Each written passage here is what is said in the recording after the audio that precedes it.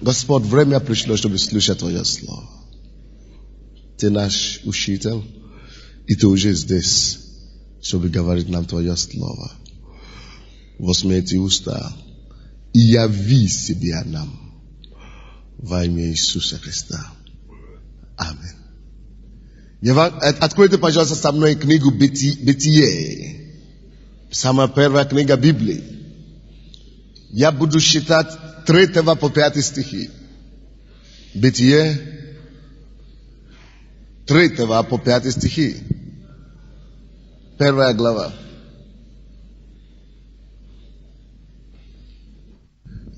Бытие 1 глава, 3 по 5 стихи.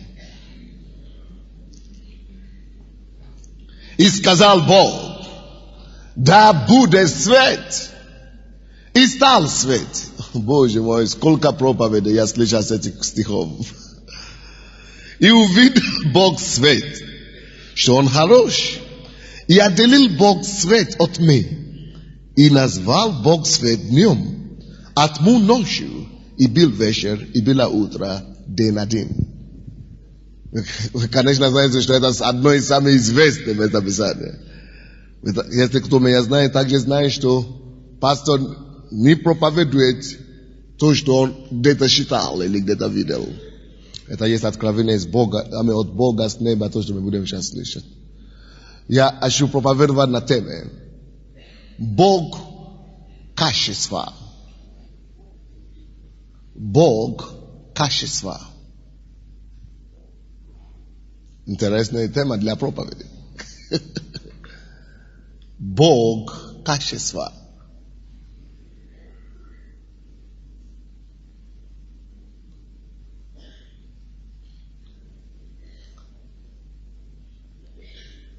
Хочу вам сказать, друзья, что Богу, кому мы служим, он не старомодный Бог.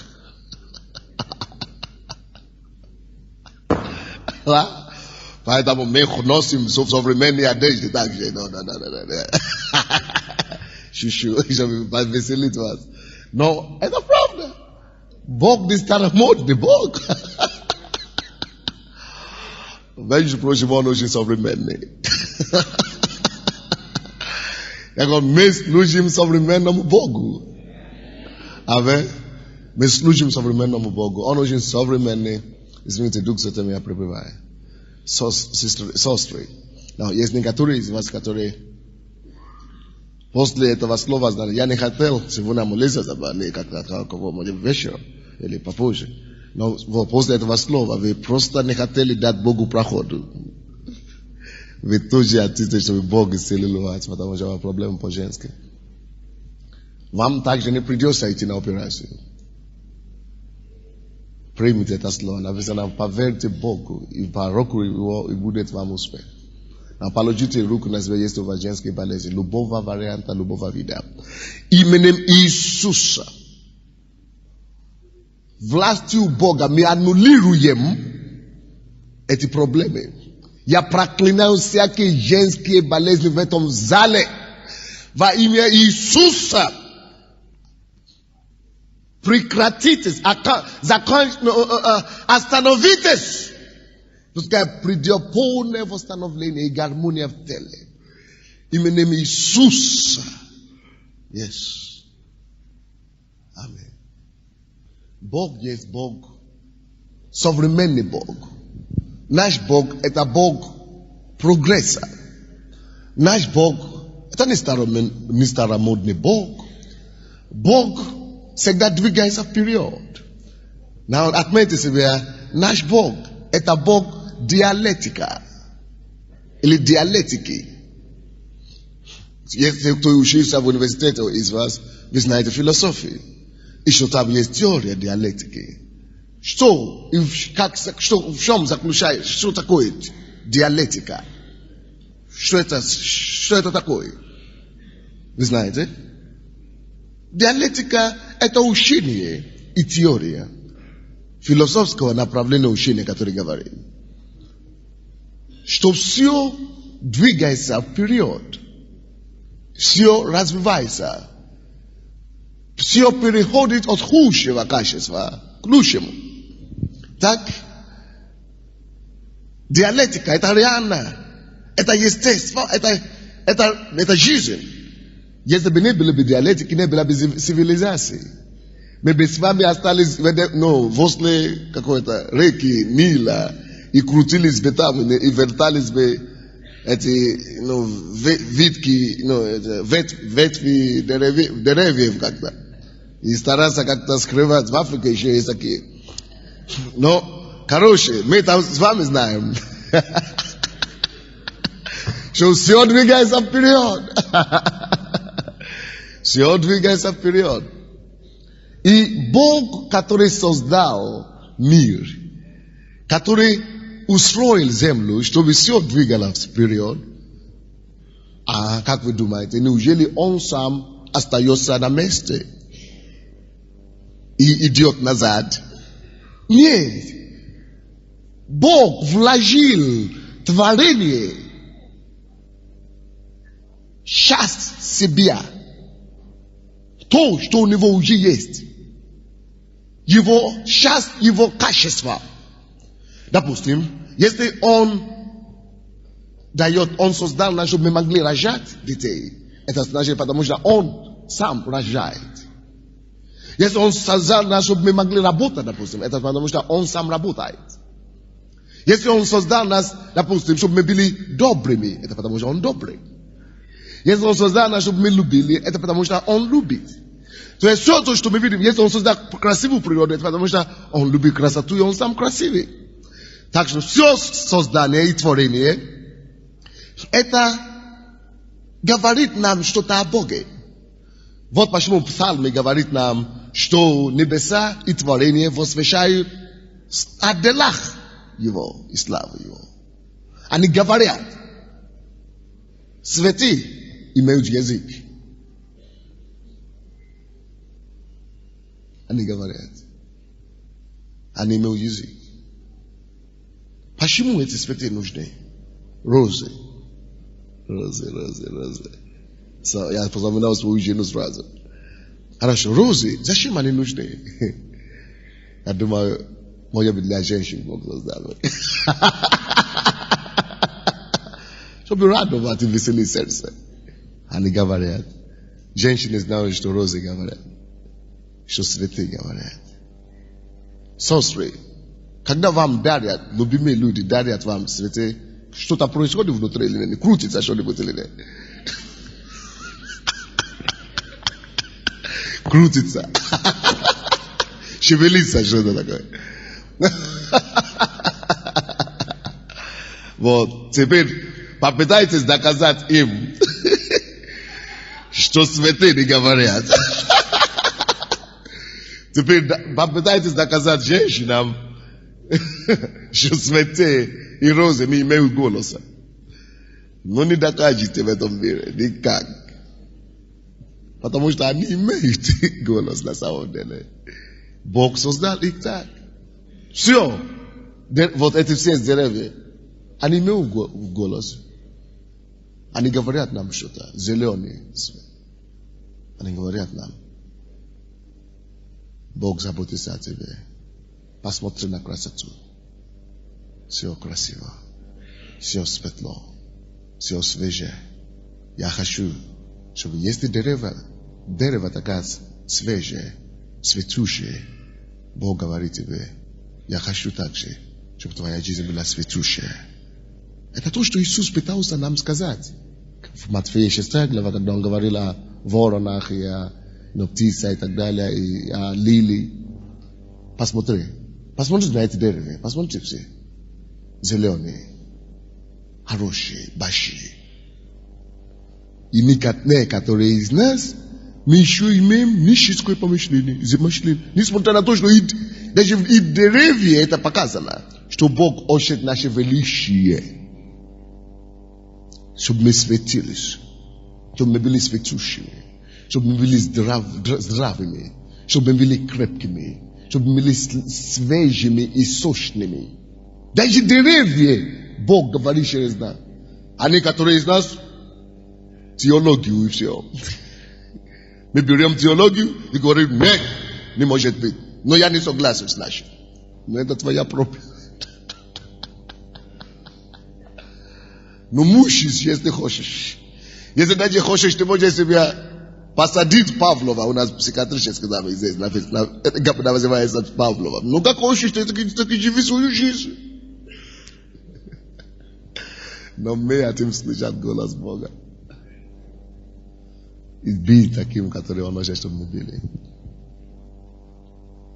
Как я дошел туда? Бог есть Бог диалектики. Все двигается вперед. Бог, если Он создал все, чтобы все двигало вперед, чтобы все было красиво, это значит, это открывает нам нечто из Его сути, из Его качества, из Его жизни. Итак, если также Бог сказал и создал весь мир, чтобы все двигалось вперед, это о чем говорит нам? Это значит, что сам Бог есть Бог динамики, Бог диалектики, Бог движения. Поэтому Он и создал все, чтобы все двигалось вперед. Это значит, что Бог двигается вперед. Бог не замороженный Бог. И не законсервированный тоже. Не может быть.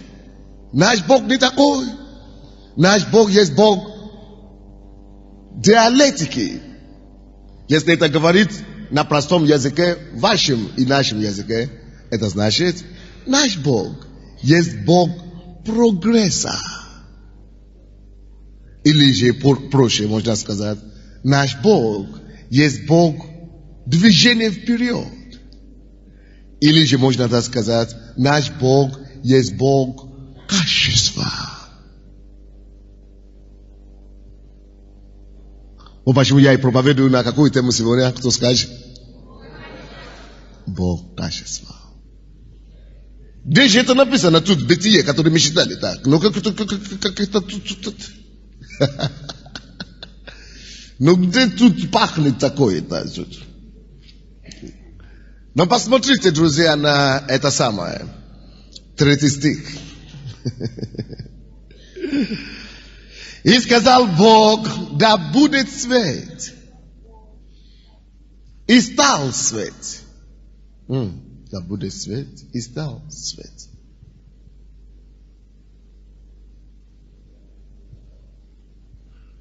Бог хотел создать свет.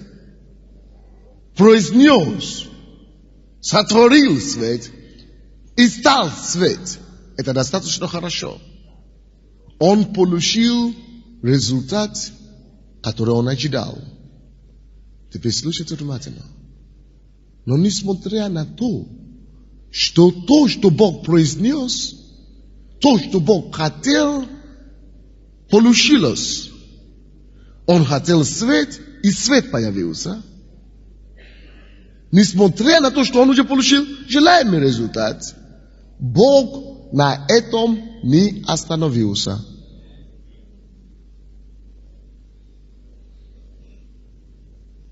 Что он делал дальше? 4 стих. И увидел Бог свет, что он народ, и отделил Бог свет от тьмы. И назвал Бог свет днем, а тьму ночью, и был вечер, и было утро, день, и так далее. О чем это говорит нам, друзья? Слушайте внимательно. Да будет свет. И получилось.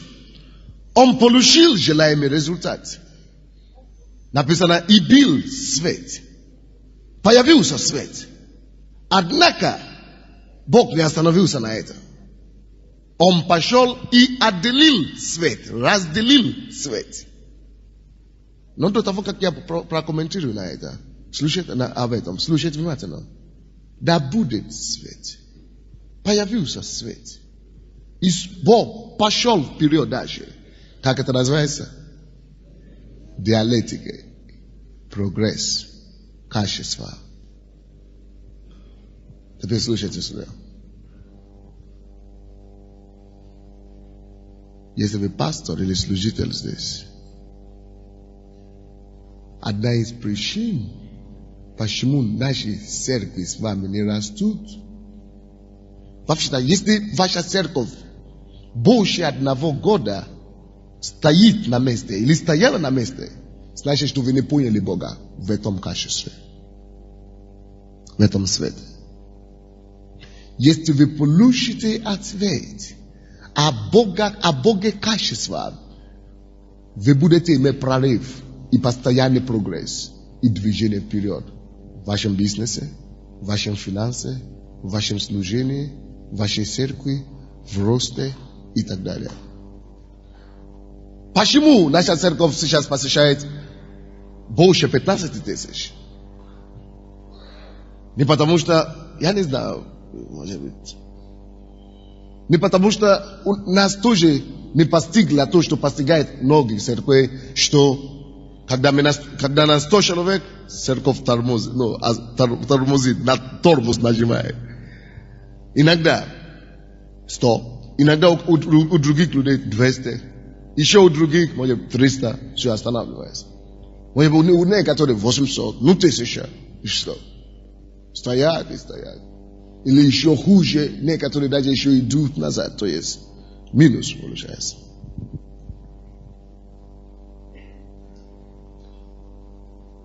Если Бог сам, несмотря на то, что Он получил желаемый результат, пошел дальше, чтобы придумать что-то новое делать, из-за Его качества, Бог, из-за Его динамические качества, из-за Его диалектические качества, Он не мог быть довольным достигнутым успехом. И Он не может остановиться даже на хорошем результате. Всякий раз, когда вы считаете себя, что каждый раз, когда вы считаете, что вы приехали, всякий раз, когда вы имеете чувство того, что хорошо, поработали, ничего, хорошо, получилось,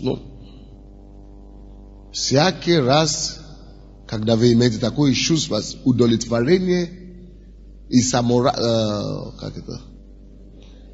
самодовольствие, вы сами же своими руками убиваете свой будущий успех. Самодовольствие и удовлетворение сегодняшним успехом вычеркивает завтрашний и будущий успех.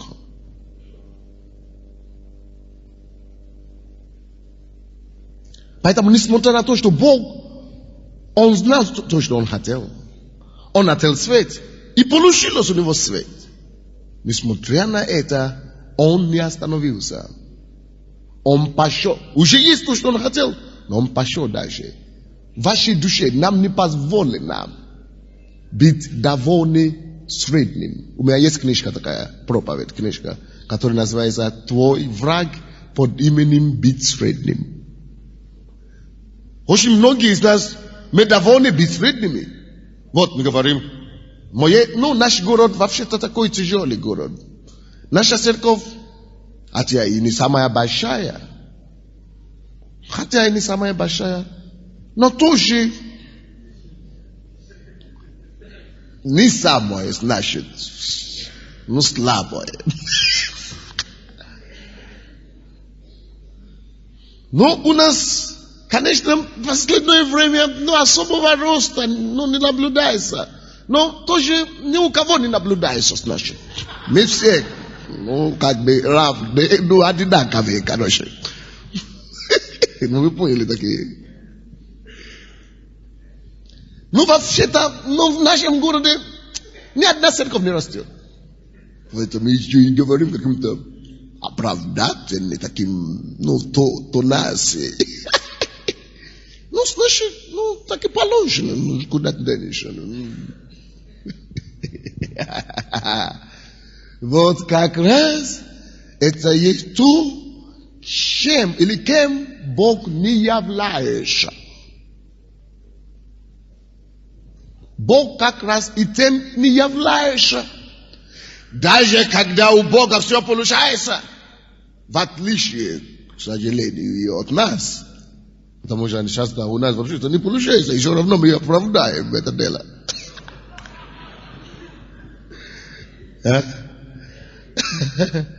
А он его совсем наоборот.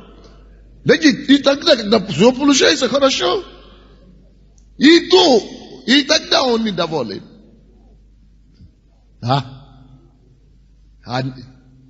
Что тогда уже сказать о нас?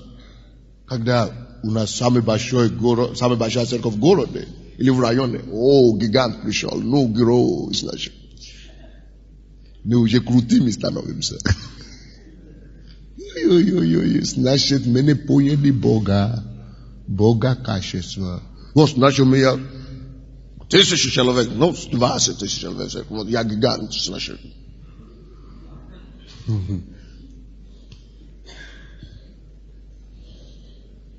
Хороший. Бог просто переживает на небе. Отмахивай руку просто. Ребята. Еще хвастайтесь. Чем? Тем, что ты самый большой, значит, ты достиг. Всякое чувство достижения притормаживает, или как бы притормаживает дальнейшего прогресса. Тормозит дальнейшего прогресса. Но мы служим Богу прогресса. Мы служим Богу качества. Почему я назвал это Бога качества? Дело в том, что когда Он достигает определенный результат, определенное качество и даже желаемое качество. Вы слышите меня? Когда Он достигает желаемое качество, слушайте внимательно. Он смотрит на это желаемое даже качество критически. Давайте посмотрим, я это докажу вам. Если это у вас проблема в губах, нижняя губ, только вот там проблема, положите руку, Господь исцеляет вас во имя Иисуса. 3 стих. И сказал Бог, да будет свет. И стал свет. И увидел Бог свет. Он увидел, что он хорош. Слушайте внимательно. Бог сказал, да будет свет. Слушайте внимательно. Now, то, что я проповедую, вам надо осмысливать. Хорошо? Не просто слушать умом. Да будет свет. И стал свет. Он же видел, что стал свет. Но от света же не скроешь. Но несмотря на то, что он увидел, что стал свет. Now, посмотрите на 4 стих. Что там написано? И увидел, что он, и увидел Бог свет, что он хорош. Алло, now, вы по-русски понимаете? И увидел Бог свет, что он хорош. Заметьте и подчеркните слово, что он хорош. Значит, он еще подходит и смотрит критически. Он не просто увидел свет, может быть, и просто, думать, автоматически предположить, что, я же сказал, да будет свет, уже, значит, хорош автоматически. Нет! Он проверяет. Идет назад, чтобы смотреть на то, что он производил, создал, если оно абсолютно так получилось, так, как он хотел бы. И увидел Бог свет, что он хорош. Значит, это и мог быть не хорош. Даже Бог, который автоматически сам до нас уже заранее понимает, что все то, что он скажет, совершенство. Бог сам есть совершенство. Он есть совершенство красоты. Он есть совершенство само в себе. Он знает, что то, что он скажет, так и будет автоматически. Ну зачем тогда это фразу, вот так написано? Чтобы мы поняли менталитет Бога. Это есть Божья премудрость. Что такое премудрость? Что такое мудрость? Способность видеть так, как Бог видит. Понять и мыслить так, как Бог мыслит. Если вы поймете и вы сможете ориентировать, чтобы учить нас себе на то, как Бог мыслит, и нам удастся начинать так мыслить и размышлять и думать, никто не сможет тебя лишить успеха. Ни в чем, и нигде. Он сказал, что будет свет, и стал свет. Но Бог вернулся, чтобы посмотреть на этот свет. Бог есть Бог качества. Чтобы проверить качество того, что Он производил. Получилось ли такое качество, как Он это говорил или нет? Слушайте, о чем это говорит нам? Это говорит нам о том, что мы никогда не должны предположить или просто думать, что автоматически то, что мы говорим, и то, что мы делаем, уже хорошо. Допустим, если я построил до сегодняшнего дня церковь 15 тысяч человек за 5 лет, и за 6 лет, люди думают, что это хорошо, и я тоже доволен, что это хорошо, значит, я не как Бог, я не понял Его. Даже тогда, когда оно хорошо, даже тогда, когда оно хорошо, как у Него, у Бога все было хорошо, потому что Он увидел, что хорошо. Но несмотря на это, Он что-то еще сделал. Я вам потом это скажу. Он создал свет. Да будет свет. И стал свет. Потом вернулся к этому свету. И посмотрел. И увидел. Зачем ему надо было посмотреть? Критически смотреть. Чтобы видеть, что все хорошо. И увидел, что свет хорошо. Что хорошо. Увидел, посмотрел. Насколько вы критически относитесь к своим поступкам, насколько вы проверяете, может быть, не для того, чтобы критиковать, но насколько вы улучшаете и проверяете качество всех ваших шагов. Допустим, как лидер, пастор церкви, я понял одно, что это качество, без этого качества нельзя построить церковь на Украине или бывшем Советском Союзе. Я это понял. Без этого качества нельзя строить церковь в бывшем Советском Союзе. Я вам сейчас объясню.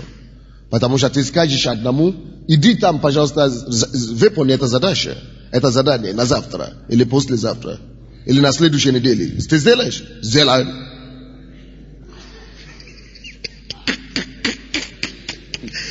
И завтра приходит, или послезавтра приходит, спрашивает, ну что, дай мне это. А что? Ну, вечер передал задание. О, пастор, я забил. Ну, я еще не сделал, у меня то, что... Ну, я не знаю, может быть, только у меня в церкви такие болезни были. Есть, да? И я говорю, ну, ты же обещал. Ну, я вот завтра, пастор, сделаю. Приходи завтра. Вот сейчас, пастор. Вот сейчас, пастор. Вот, сейчас. Поэтому я убедился в одном. Любому человеку, кому я даю задание, я должен до исполнения этого задания. Если я назначу, что сделай задание в пятницу, сегодня вторник, до пятницы я 3 раза должен подойти к нему и проверять и напоминать. Это мой принцип. Вот только так мне удалось построить эту церковь до сегодняшнего дня.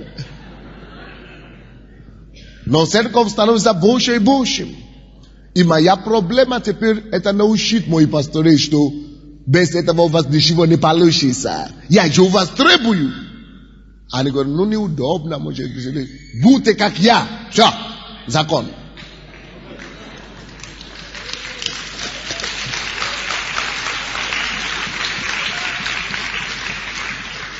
Почему? Потому что я не просто на себе Внимание, но неудобно, может вам подумать, что я его не доверяю или что-то.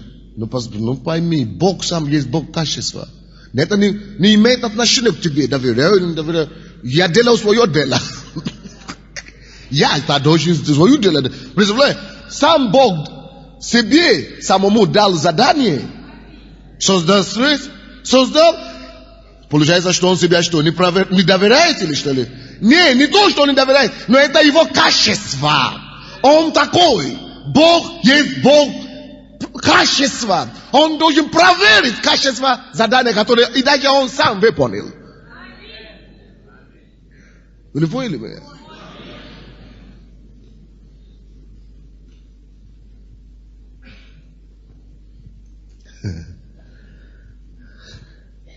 Многие из нас, поэтому наши движения, наши церкви, наши бизнесы и не идут.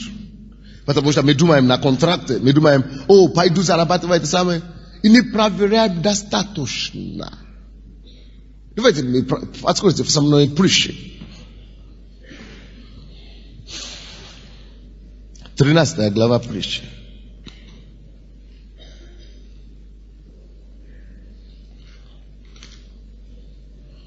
4 стих. О чем проповедь сегодня? Бог. Скажи кому-то рядом с собой, что если Бог есть Бог, качество значит, я тоже должен что поделаешь. Должен быть человеком качества.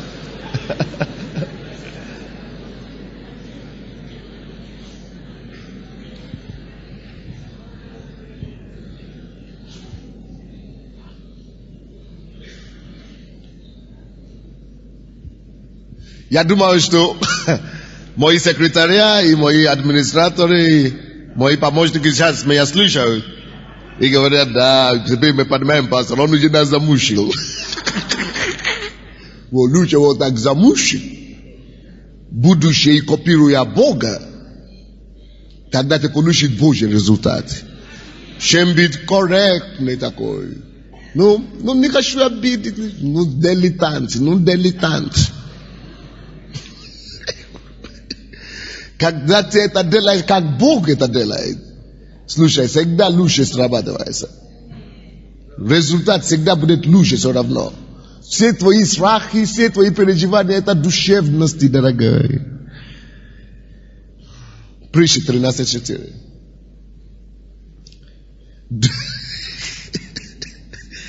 Душа ленивого желает. Видите как? Желает. Все, конечно, желают. Он сам знает, что он ленивый, и все равно желает. Представляете, да? Преступник. Вор, короче. Зачем ты желаешь, когда ты знаешь сам, что не работаешь? Короче, мы теперь не будем трогать ленивого, потому что пускай лежит. Не о другом сегодня.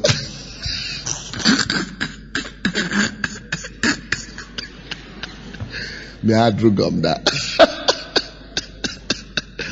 Сегодня о другом, да. А второе счастье этого стиха. Да. Но тщетно, так? А душа прилежных насытится.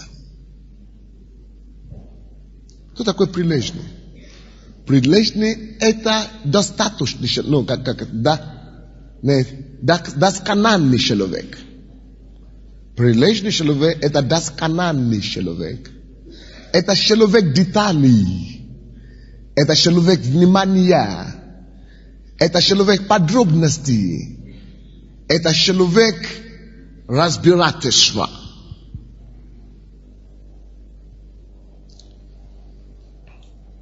Для того, чтобы насытиться цуком в этом мире, вам надо быть человеком качества, прилежный человек. Потому что только, это по закону, это же Бог написал, это его требование. Единственный, кто чья душа насытится, это чья душа. Пока ты не прилежный, ты будешь протянутой рукой ходить к своим подопечным. И говоришь, может, вот мне это самое надо, помоги чуть-чуть. Помогишь. Я не работаю, я там не получается, у нас люди не дают. Бог написал, что по-любому, хоть в Африке, прилежный есть прилежный. И насытится, даже в Африке. В космосе, прилежный насытится. Душа прилежный насытится. Но наша проблема не в том, что мы не работаем. Наша проблема не в том, что мы что-то не делаем. Очень часто мы напрягаемся очень сильно. Очень много вообще-то. Проблема не в том, что ты что-то какие-то выполняешь, какие-то деятельности, какие-то активности. Но это отличается от прилежности. Это совсем другое. Там не написано, что тот, кто что-то делает, насытится. Почему твоя церковь еще не насыщена? Потому что ты еще не научился быть пастором качества. Она наполнится, когда ты станешь таким. Качество, что это такое? Дал указание. Не предполагай, что значит уже сделано. У каждого пастора поэтому должен быть что? Блокнотик. Органайзер написано. Называется по современному. Органайзер. Есть такие, которые тебе помогают писать по дню, по месяцам, задание на каждый день, что ты планируешь делать, какое задание ты дал кому. Наши люди даже продают. Специально наша администрация сейчас, я не знаю, если они уже начали продавать или нет. Наша администрация, наша церковь, они уже поняли, как я работаю вместе. И они сами придумали такой маленький блокнотик. Вот в моей сумке есть. Не, с той стороны. Маленькие такие блокнотики. Специально для пастора. Как давать задание, как писать, а потом требовать, чтобы потом не забыть требовать и проверять. И специально для администрации. Пан Василий, ты знаешь. Чего ты тогда сидишь-то?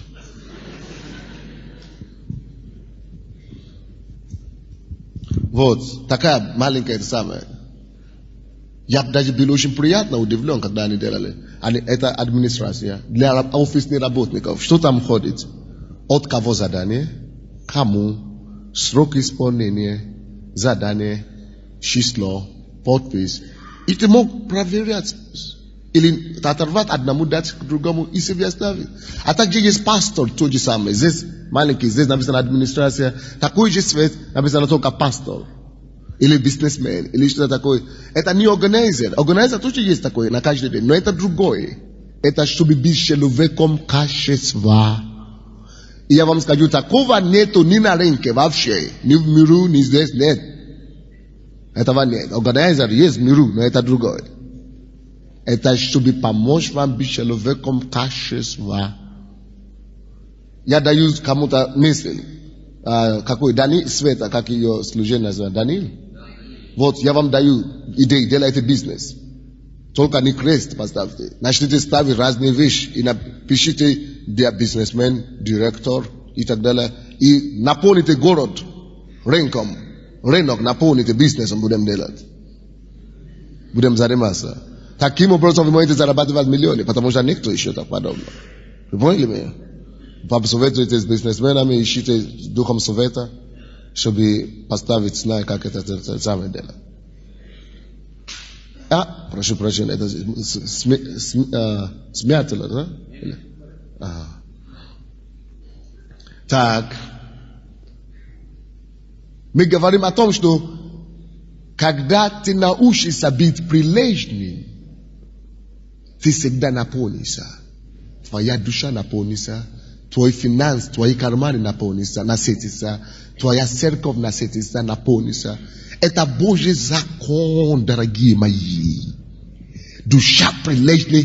Но Бог-то не лжец, но Он от себя же не отрекся и не отрешится. Если Он так сказал, так и будет. Это значит, когда я даю задание, я поступаю как сам Бог. Не только проверяю, сделали, как-то сделали. У него не просто как-то сделано. Что появился свет. Ну, значит, побежал дальше, куда это бежит и спешит. Не. Остановился. Хотя он зарано уже знал, что он не может ошибаться. Он же Бог. On не может ошибаться. Но все равно, чтобы нас научить быть таковыми, как он, все равно идет обратно и проверяет, хороший ли он. Вот это свет или нет.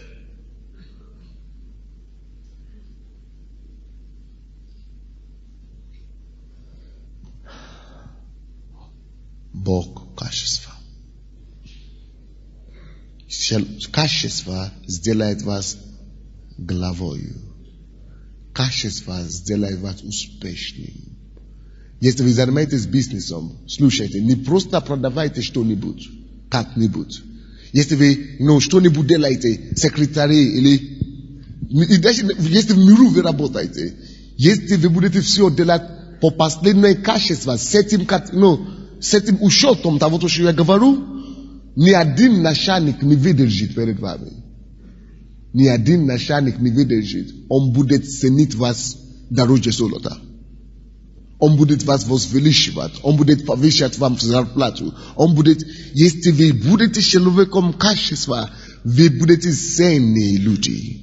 Ценные Богу, перед Богом, ценные перед людьми, и ценные на работе, ценные у начальников, ценные везде. Но слушайте, но менталитет халтуры, или как мы говорим. Халтуры, да, халтуры, да? Я так, да. То есть, значит, это вот то, что портит нас. Халтур, просто как пройдет. Коммунизм, социализм вот нас добил, государственная собственность, что никому не принадлежит, никто не правит. Государство, кому, вот. Но на самом деле только прилежная душа насыщается. У нас не позволено нам быть таковыми. И слушайте меня, друзья. Если мы будем это делать, это то, что я всегда говорю нашим людям в церкви. Я буду верен Богу, чтобы говорить вам истину, чтобы давать вам Божью премудрость. Если вы будете поступать так, как я говорю вам и учу, вы не можете остаться внизу нигде в жизни. Вы не можете. Одна женщина услышала это однажды. Она работала уборщицей. И она начала говорить: Господь, как тогда все эти проповеди, которые пастор читает? И решила, что это должно работать в моей жизни. Начала делать то, что мы говорили ей. Теперь стала секретарем главой администрации. Мэра района. От уборщицы. Боже мой. Боже мой. Боже мой. Как это понять? Помощника мэра от уборщицы.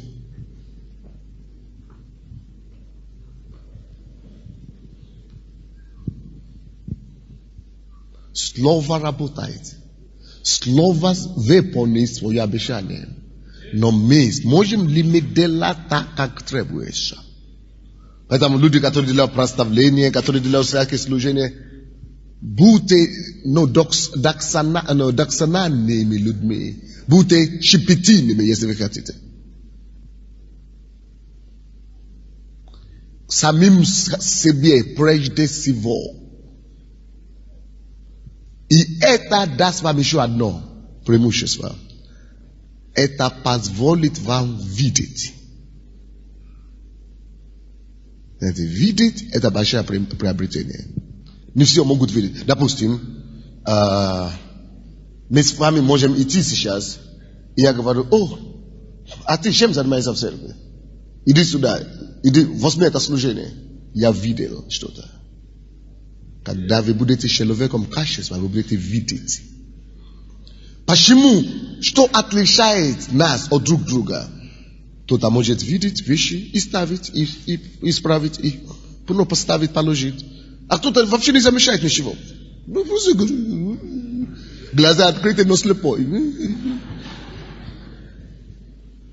Только человек качества будет иметь способность видеть. Поэтому написано: и увидел Бог. что свет хороший. Увидел.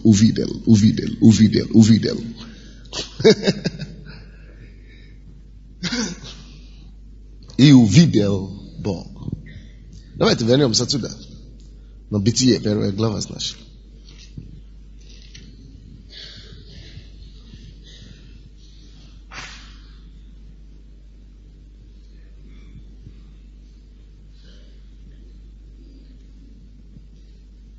Четвертый стих.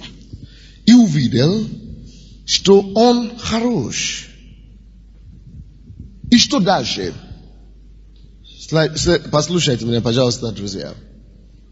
Когда вы проверяете то, что вы делаете, когда вы проверяете то, что ваши подчиненные делают, или ваши начальники делают, так если вы подчиненные, все равно постарайтесь видеть, что начальник неправильно делает, не надо его исправлять, или то, что пастор неправильно делает, не надо его исправлять, чтобы он думал, что он глупый.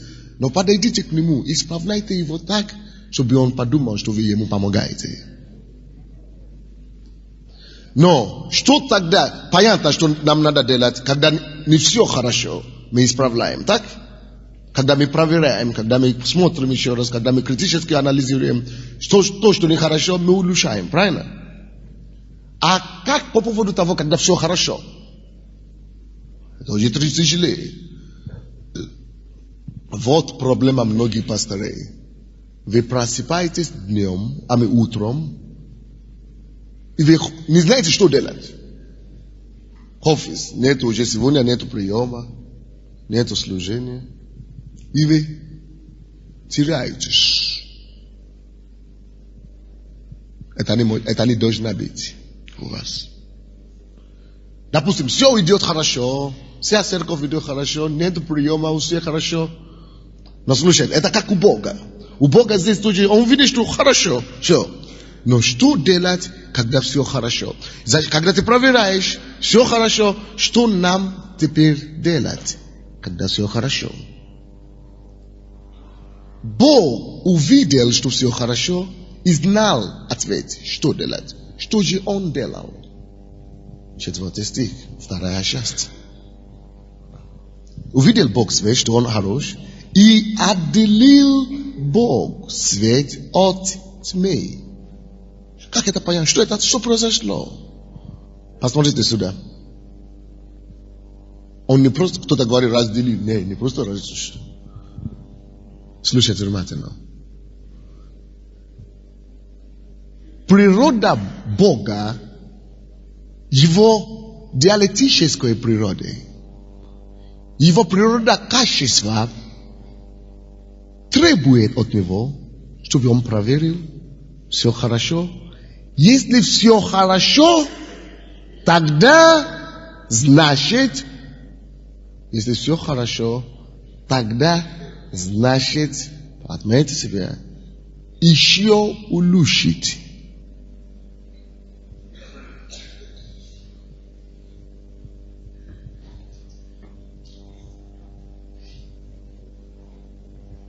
Если все хорошо, значит, еще улучшить. Он увидел, что свет хорош. Хорошо. То, что я сказал, получилось. Свет появился. Как улучшить свет? Ну, посмотри свет. И Бог понял, что делать. Все, свет хорошо. И отделил, он пошел и улучшил. Что он сделал? Он отделил света, что там написано? От тьмы.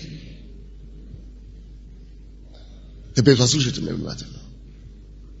Если бы Бог не взглянул, не пересмотрел критически, не посмотрел, он бы не, вообще ему в голову бы не пришло, что можно еще свет отделить от чего-то.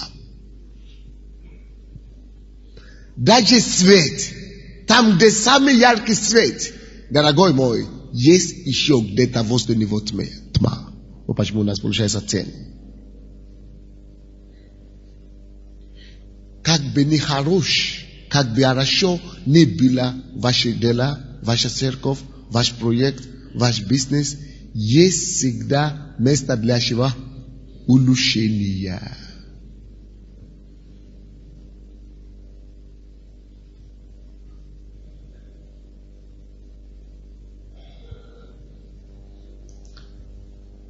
Если все хорошо, улучшь его. Поэтому, допустим, как пастор, как я это делал практически в своей жизни? Я просыпал утром, у нас все, многие вещи в церкви работают автоматически, как механика. У нас церковь, вот то, что вы видите на служении, тогда это ерунда, это ничего. У нас церковь как машина, как индустрия своя, как завод какой-то. Администрация, все работает. Я могу не появляться в церковь 2 месяца. Я знаю, что все идет и рост будет. Потому что все поставлено. Однако, послушайте сюда. Если я просыпаю один день, и у меня нет что делать, задачи, какие решать, тогда у меня проблема. Если все хорошо, значит у меня проблема, неприятность у меня. Я попался где-то. Поэтому, когда нет что делать таким образом, я создаю проблему. Как-нибудь. Надо создать какую-то, надо возмущать воду какую-то. Если пастор или лидер, или руководитель доходит до такого места, что он проснулся, ну, пойду в офис, что там делать, не знаю, может что-то появится, может что-то само собой. Ну, может кто-то придет, поговорим, может. Это дело времени, чтобы он развалился. Это дело времени. Его развал, может через 5 лет, может через год, может через месяц, может через 5 месяцев. Но его развал неизбежен. Поэтому я учу своих людей, своих пасторей, чтобы они имели систематический образ мышления. Что такое систематический образ мышления?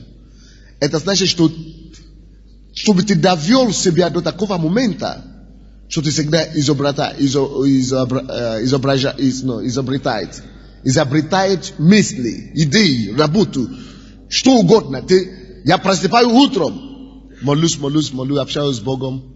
Очень часто именно там рождаются многие вещи. Я начинаю вспоминать, я начинаю видеть. Но иногда это не касается сиюминутной. И когда этого нет что делать, я начинаю думать. Прохожу по всем, по офису. Сначала секретарь, так.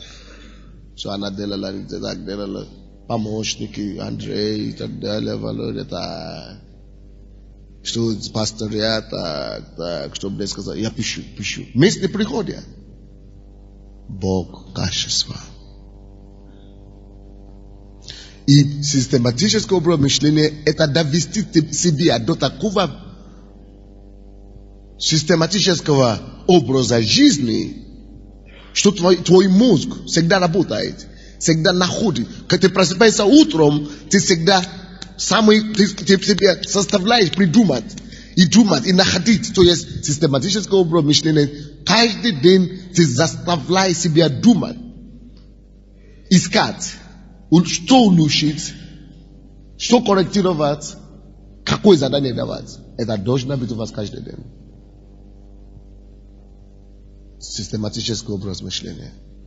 И тогда вы, конечно, понимаете, что если ты всегда это делаешь, что-то исправляешь всегда, над чем-то работаешь, конечно, не можешь стоять на месте. Значит, улучшение и прогресс постоянно в церкви. Когда такое качество есть в пасторе, его церковь не может остаться на одном уровне. Он не может, потому что он трудится над ним. Но он приличный, друзья. Причем, если вы это делаете каждый день, я хочу признаться вам, что каждый день не всегда получается у меня, особенно в нашей церкви, что-то находить. Но хотя бы раз в неделю надо что-то найти. Потому что у меня без этого много чего надо делать. Но я думаю, что вам надо иметь что-то находить каждый день. Если нет, создадите себе проблему.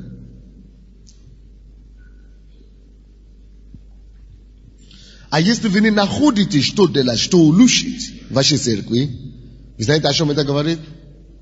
Это говорит о том, что у вас не хватает знаний. Значит, вы пустой, вы засохли внутри. Ваше познание высохло. Ваш резерв, у вас нету резервы. Потому что когда резервы есть, вы всегда будете видеть, что надо делать. Значит, если вы дошли до такого, что вы уже не видите, что нужно корректировать, исправить, это значит, вам надо отправиться в путешествие. Путешествие чего? Поиск познаний. Начни читать, начни слушать проповеди, начни ездить на конференции такие, чтобы видеть новые вещи. Не может быть такого человека здесь, из сидящих, из других городов, который бы сказал, я приезжаю сюда. Если вы приезжаете сюда к нам в церковь каждый раз, вы не можете так сказать, что я приехал и что-то не изменилось, что все осталось по-прежнему. То здесь сюда приезжает постоянно, вы можете подтвердить, что здесь постоянно что-то строит по-другому, что-то меняется. Кто может такое подтвердить? Что-то новое, вы видите что-то новое постоянно, или нет? Люди, которые приезжают, они это видят. Один пастор, наш пастор, он наш дочерний церковь, где-то в Украине, он приехал ко мне, он приезжает сюда каждый месяц, потому что он говорит, но потом он приехал однажды и говорит, пастор, можно, чтобы я хотя бы каждую неделю буду приезжать, потому что он с Украины. Я говорю, почему? Он говорит, ну, потому что каждый месяц я приезжал, я уже опоздал, вижу. Уже остался, получается. Ну, может, от тебя раз в неделю я буду, не сколько часов он будет ездить. Ну, я ничего, на один день только. На четверг попасть и уехать обратно. Представляете?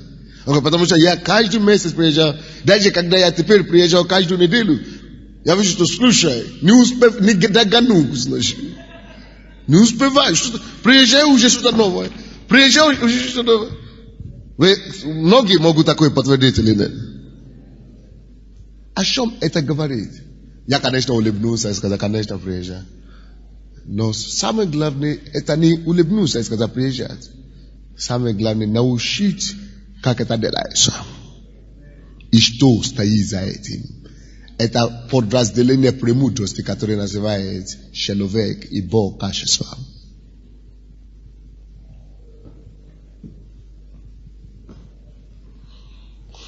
Получается, что Бог увидел, что свет хорош, и благодаря его проникновению, и благодаря его доскональности, благодаря его прилежности, он обнаружил, что оказывается, что свет можно делить. Теперь послушайте. Вот это откровение о том, что свет можно делить, наука, ученые только что получили это откровение в прошлом веке. В 19 веке только что наука, мы могли дойти до этого. А это уже было в Библии. Покой, или как мы говорим. Покон веков. Это уже было в Библии покон веков. Что можно делить свет. Наука только что дошло до этого.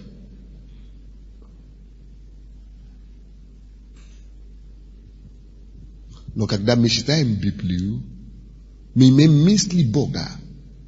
Вот почему, откуда я знаю, что мы будем опережать весь мир. И мы станем головою. Потому что мы будем понимать прямо с Бога. Не через науку, через лабораторию. И тратить на это тысячелетие.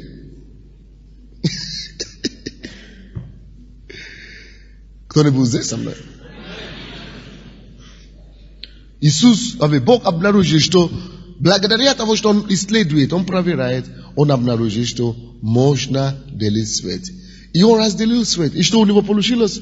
У него получилось, отделил Бог свет от тьмы, и у него получилось день и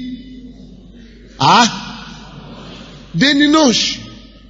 Представляете? Если бы Он остановился на то, что да будет свет, и не перепроверял бы, не искал бы, не исследовал бы, мы бы не имели, что такое день, и не имели, что такое ночь.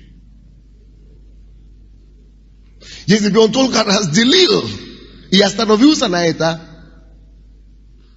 мы бы не имели, если бы Он не пошел дальше, чтобы назвать день и ночь.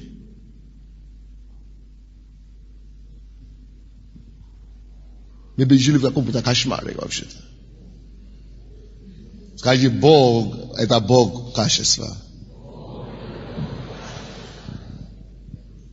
Если вы будете как Он, ваши предприятия, все ваши дела, церковь, бизнес, будьте уверены, друзья, что вы всегда будете на высоте. Бог гарантирует нам это. Откройте со мной, пожалуйста, Второзаконие. Второзаконие, 13 глава.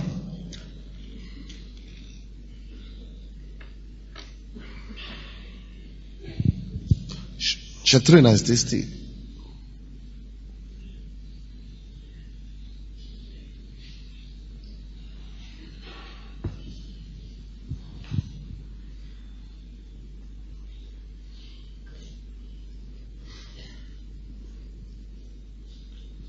Тринадцать. То ты разыщи, исследуй и хорошо расспроси. И если это правда, и так далее, и так далее. Вторая часть не нужна. Я хотел сосредоточить ваше внимание на первая часть. То ты разыщи, исследуй и хорошо распознай. Очень часто в Библии Бог использует такие слова, подобные фразы. Этим Он говорит нам, что Он есть кто? Бог качества.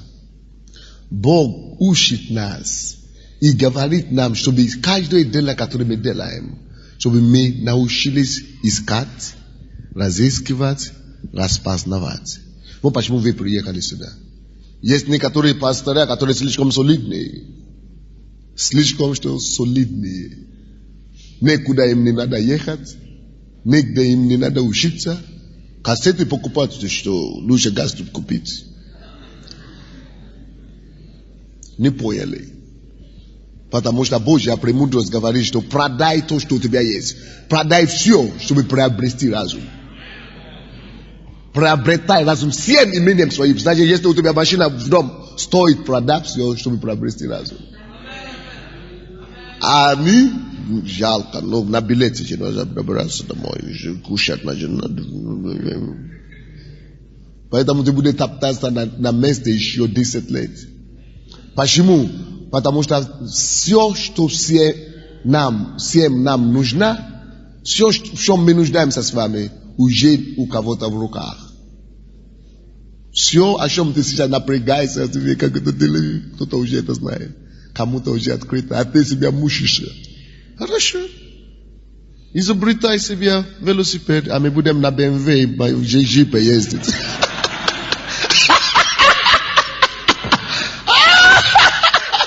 Пока ты стараешься мучить голову, изобретай. Ну, изобретай. Гений старый. Но грамота, да, мы называем. Диплом, грамот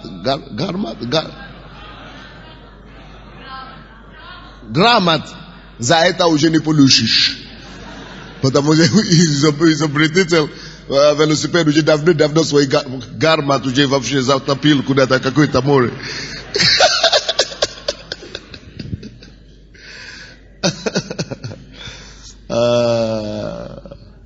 Потому что все, о чем мы сейчас напрягаемся, то, что тебе нужно, уже есть у кого-то. Это мудрость говорит, что ты должен быть человек качества, чтобы разыскивать, исследовать, распознавать. Качество исследует. Качество ищет. Качество рассматривает и исследует.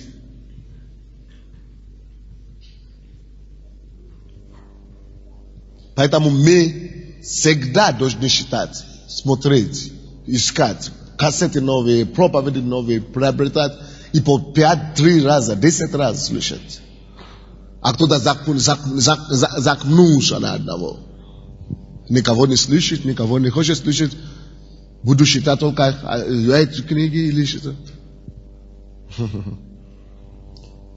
Исследуй написано. Исследуй, ищи. Даже в Новом, даже евреям 11 глава 6 стих, который все цитируют, даже в этом ключевом стихе Библии мы видим качество Бога, характеристика Бога как Бога качества. Евреям 11:6. Здесь написано такие слова. А без веры угодить Богу невозможно. Ибо надобно, чтобы приходящий к Богу уверовал или веровал, что Он есть, и ищущим Его воздает. Заметьте себе слово «ищущим». Это слово можно также переводить как «исследующим», то копающим воздает. Исследующим, ищущим, копающим. В этом вы во много выиграете. Никто не рожден с познанием всего. Все то, что мы знаем, это познание, это совокупность того, то, что мы где-то слышали, где-то учили и где-то получили. Все мы. Мы есть все продукты нашего познания. Вот почему нужно исследовать, нужно искать. Потому что Бог воздает и только ищущим. Пока ты не будешь искать, Бог тебя не обязан ничего воздать. Пока ты не ищешь, Бог тебя не обязан ничего воздать. Некоторые люди ищут пробуждение. О, дай пробуждение. Плачут. Бог говорит, слушай, оно уже у кого-то есть, иди бери. Говорит, нет, я, значит, тебе... Слушай, на небе уже ничего нет. Все уже есть здесь на земле. Все уже есть здесь на земле. А ты мучаешься там. Богу просто жалко за такие. Смотрим, Боже мой, бесполезно. Бог есть Бог диалектики. Бог качества. Примените это к бизнесу, и вы увидите взрыв в вашем бизнесе. Примените это к семейной жизни, и ваша жена никогда не будет жаловаться на вас. Я лично в моем примере семейной жизни, если я дома в течение дня, даже если меня нет дома, я должен хотя бы от 3 до 5 раз просить у жены. Все нормально? У тебя все хорошо? Как дела? Я ушел из дома, вроде бы все хорошо. Но Бог качество. Он видит, что все хорошо. Как дела? Все нормально? Хорошо? Люблю все раком. На всякий случай.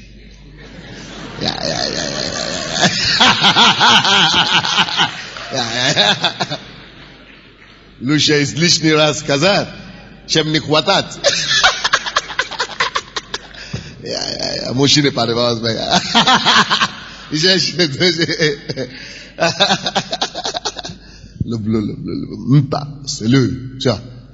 Дальше пошли. Бог есть Бог качества. Примени эту истину к любой области своей жизни, и ты будешь отличаться. Если ты применишь это в Библии, у тебя всегда будет рождаться такие откровения, что ты не будешь знать, что с ними делать. Вот это моя единственная проблема теперь. Что сделать с этими проповедями? Бог есть Бог качества. Примени это качество, вот это характеристика любой направленности жизни, и ты станешь героем. Станешь героем. Почему? Потому что так мало людей, кто прилагает усилия быть человеком качества. Мало. Единицы.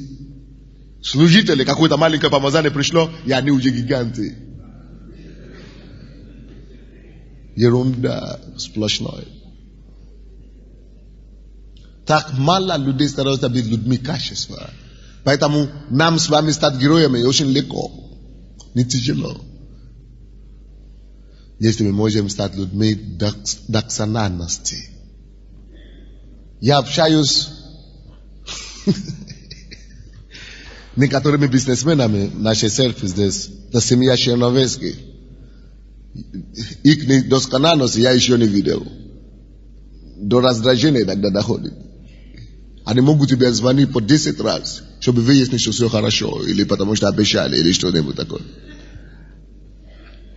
Но это хорошо, это то, что поменяло их до того места, где они находятся, что все другие фирмы рушатся, и они еще стоят 10 лет. На Украине нет фирмы, которая начала 10 лет назад, чтобы она была еще на высоте, на одном уровне, нет. Потому что здесь все землетрясение каждый раз, потрясение каждый раз. Но качество поможет тебе удержаться не только на плаву, но двигаться вперед постоянно. И Бог хочет, чтобы вы были таким человеком. Бог есть Бог качества. Я заканчиваю эту проповедь. Евангелие от Матфея, 8 глава. Посмотрите на Иисуса, который есть Иисус и Богом. Как он демонстрировал это качество в себе. Что он был человеком качества. Вы помните эту историю? Евангелие от Марка, 8 глава, 22 по 26 стихи. Евангелие от Марка, 8 глава, 22 по 26 стихи.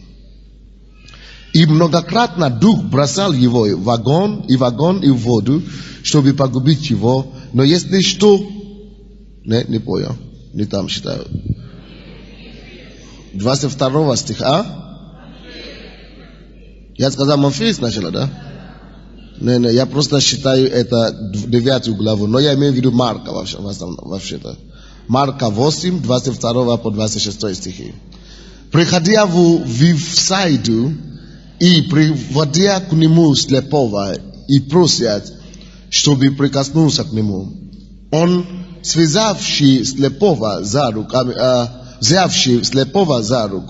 вывел его вон из селения и плюнул ему на глаза, возложил на него руки и спросил его, видит ли что. Он взглянул, сказал, вижу проходящих людей, как деревья. Боже мой. Потом опять возложил руки на глаза ему и велел ему взглянуть. И он исцелил и стал видеть все ясно. И послал его домой, сказав, не заходи в селение и не рассказывай никому в селении. Слушай, здесь Иисус демонстрирует нам качество Бога. То есть характеристика Бога, как Бог качества. Он говорит нам, что он тоже такой человек, служитель качества. Он однажды молился за этого слепого, плюнул ему глаза, все равно не увидел. Тот видел деревья, люди как деревья. Бог говорит, что не получилось на этот раз, ничего страшного. Иисус не побоялся потерять свою репутацию. Он пошел второй раз, молился. Вот почему я говорю своим людям, не важно, сколько раз я за тебя молился и ничего не получилось. Продолжай приходить. Продолжай приходить. Я буду продолжать молиться. Неудобно, вроде бы, а что он подумает? Подумает, что ты уже молился, пастор уже молился. Нет? Я не вершина. Даже Иисуса было такое. Значит, я буду продолжать молиться, мы будем продолжать с тобой бороться против этой проблемы, пока не решится. Потому что я человек качества, я как Бог. Иисус был таким же. Он не постеснялся, что я же Иисус, как это, репутация моя, как мы говорим? Да, подорвется, что репутация моя подорвалась, что как это, я молился один раз, не получилось. Не. Он не переживал за репутацию. Потому что он знает, что Бог тоже такой. Бог есть Бог качества. Он все равно есть Бог прогресса, улучшения, диалектики. Аминь. Это понятно нам, не? Вы помните ситуацию в это самое? Деяния апостолов 3 главе? Когда они с 1 стиха по 9, но Петр и Иоанн пошли в это красивое, ворота церкви, да? Красное. И они пошли туда и сказали, золото и серебра нет у нас, иди, стань, иди. Он пытался встать, но он не мог встать. И когда Петр заметил, что я уже сказал, я уже помолился, он не встает, он взял его за руки. То есть, это уже дополнительное усилие. Он взял его за руки, помог ему чуть-чуть, и тогда только качество пришло. Тогда только исцеление наступило. То есть мы не должны бояться повторять Но проверять, корректировать себе, работать над собой, это норма, это нормально, это часть Божьей планы для нас, для нашей жизни, чтобы мы могли стать самыми лучшими, которые Он хочет нас видеть. Вы согласны со мной? Теперь откройте, пожалуйста, еще раз, откуда мы начали с вами. Бытие, 1 глава, 3 по 5 стихи. Я надеюсь, что вы сегодня увидели в этом бытие что-то новое себе, не? Бог качество мы увидели в этом месте Писания. 3 по 5 стихи. И сказал Бог, да будет свет, и стал свет. И увидел Бог свет, что он хорош. Проставление, пожалуйста, пройдите сюда. Увидел Бог, что он хорош, и отделил Бог свет от тьмы, и назвал Бог свет днем, а тьму ночью, и был вечер, и было утро, день один. Что мы увидели там еще раз? Что мы увидели в этом месте Писания еще раз? Я спрашиваю. А? Бога? Что мы увидели? Что мы увидели? Что мы увидели? А что это говорит нам? Что и я должны стать человеком.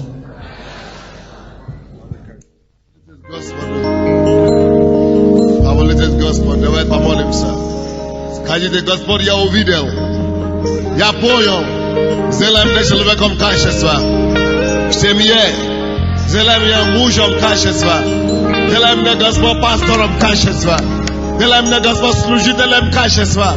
Сделай меня, Господь, человеком качества.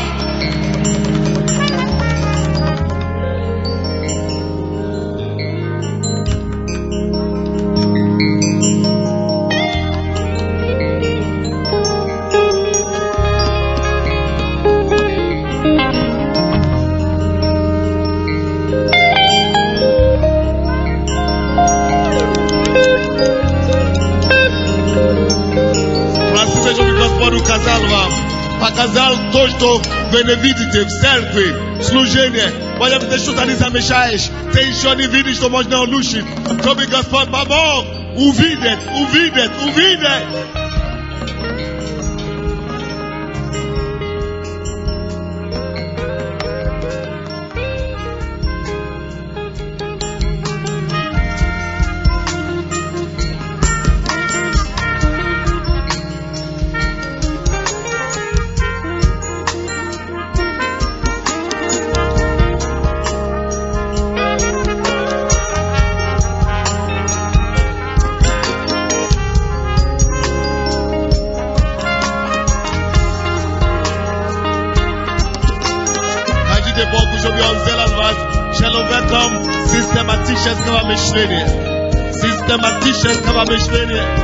Систематического мышления, чтобы вы всегда находили, что делать каждый день.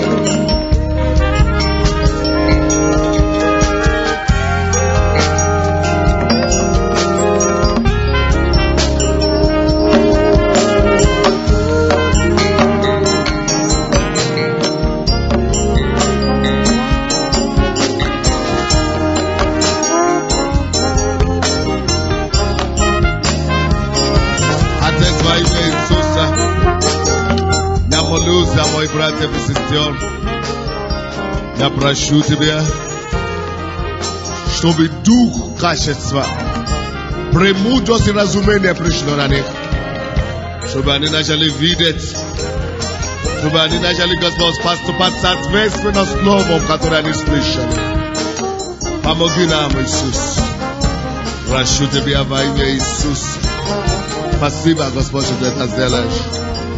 И весь народ сказал: дайте Богу славу.